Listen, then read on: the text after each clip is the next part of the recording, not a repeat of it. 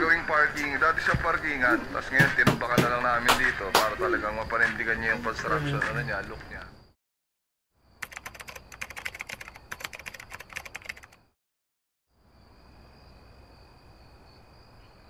Naantok na ako. Ano kasi ba? Hala, alas 12 na pala. Wait na naman ako nito.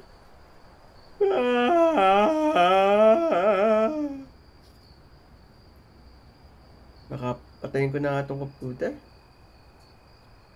May bukas pa naman.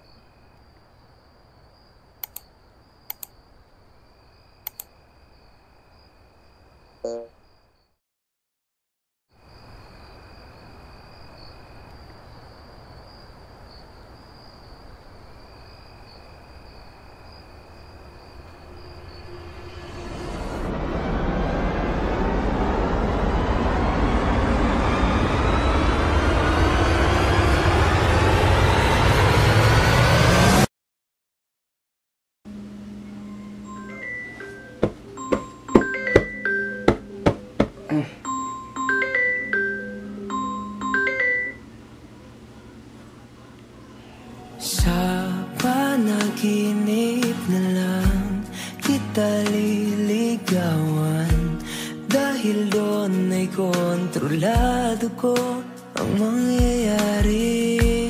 Lahat ng gustuhin, lahat ng hilingin, aking ibibigay, lahat ay kakayanin. Pipilitin ang sarili, hindi na magising, dahil ayoko na masira ang mundo kung saan kasama ka. Dahil sa panaginip ko tayo'y masayang magkasama. Tanggap mo ko kahit di ako perfecto. Alam mo, napakasaya ko dahil nakalalakad na dito sa aking munting panaginip. Akala ko nga wala na akong pag-asa makakalala at makatagpo na isang tulad mo. At alam mo, espesyal ang araw ko na to dahil sa iyo. Alam mo ba kung bakit?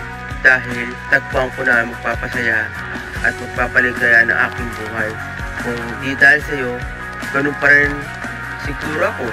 Naghanap pa rin isang tulad mo na di ka tumpasan ng mga nakaraan, na magkasama tayo dito sa aking munting panaginip. Ha? Sino yun? Sino siya? Baba na kasama ko sa panaginip ko. Siya na ba? Ang future GF ko in real life? O hanggang dulan talaga sa panaginip lang pwede mangyari ang lahat? Di ba pwede? Sa totoong buhay na lang. Gusto ko na kasi never in my life experience magka-GF sa totoong buhay. Hanggang panaginip tala pa pwede? Di pa pwede sa tunay na buhay na lang? Nakakasawa na. Kung puro na lang panaginip na lang pwede mangyari ang lahat.